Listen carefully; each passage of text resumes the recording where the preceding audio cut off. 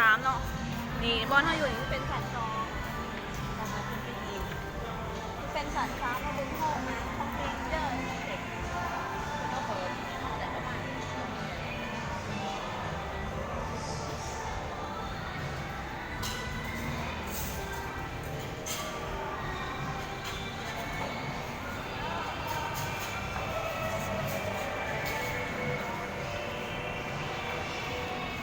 ก็จะเป็น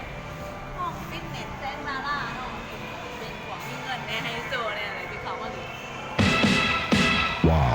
คนที่ว่ามาออกกำลังกายที่บอกตอนเที่ยงเนี่ยที่มีคนมาออกกำลังกายงานไดเอทเพื่อทำตามคน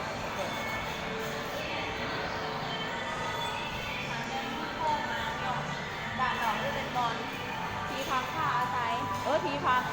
ก่อนจะเข้าไปเบิ่งนั้นท้องวัยรุ่นในเมืองปากเซเวลามันสื่อปีแล้วผมก็มารอถ่ายนี่น้องกินหนังบอนั่นก็เป็นคะแนนคล้ายของกินคล้ายแบบขนมยังของทางทงนั้นเลย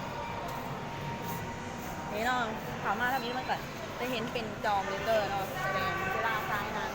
ให้ขนาดนี้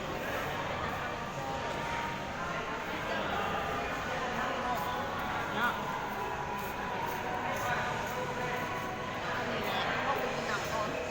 เอาไปได้ที่เดี๋ยวไปดูอ่ะ